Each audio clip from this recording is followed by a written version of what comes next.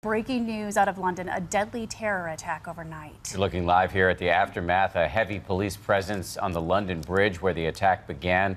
A van plowing into a crowd of people out simply enjoying a Saturday night. 3 men then leapt out of that van. They then went to a nearby market and began stabbing people. We want you to look at this video from inside a nearby pub where police told everyone to get down.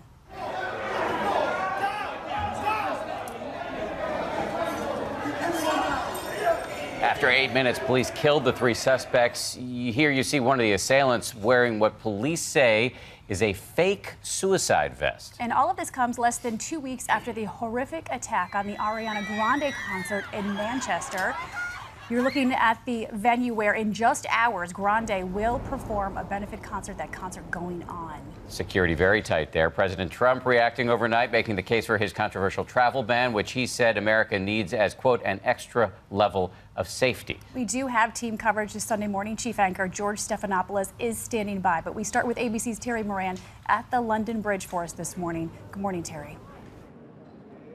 Good morning, Paula and Dan. It happened just behind me here, about a block away. That's Borough Market, and beyond it, London Bridge. Borough Market, one of the truly distinctive, festive places in this great city, and last night becoming another of these horrific scenes of terror. Last night, this whole area filled with people just enjoying a summer Saturday night, and yet in moments coming face to face with terror.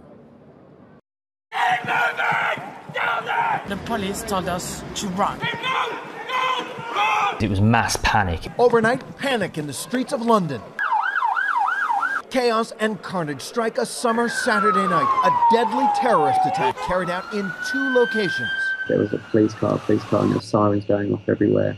The assault began shortly after 10 o'clock London time. A white van driving on the London Bridge swerves, leaves the roadway, and starts plowing into pedestrians. We heard a crash almost. Big loud noise. A lot of loud noises. That van coming to a stop just past the end of London Bridge, steps away from the bustling Borough Market. Police say at least 3 men leave the van and race toward the area. Armed with long blades, they start slashing and stabbing people indiscriminately.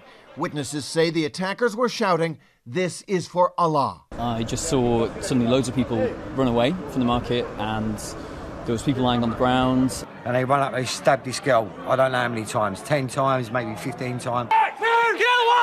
Eyewitnesses to the horrifying events describing the panic as Londoners scrambled to safety.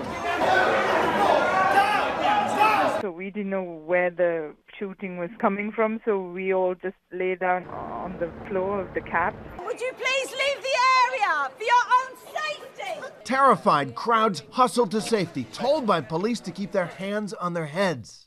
Officers swarming the scene, pinning down the attackers, and then in a hail of gunfire, the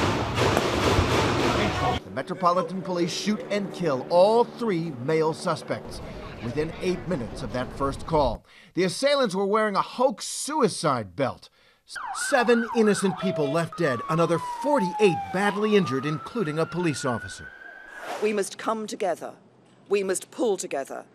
And united, we will take on and defeat our enemies. This morning, a police raid in the London suburb of Barking. 12 arrested there in connection with last night's attacks. And back now with Terry Moran live from the UK. We heard from Theresa May right there. She's come out with some pretty forceful words this morning. Can you tell us more about what she's saying? That's right, Dan.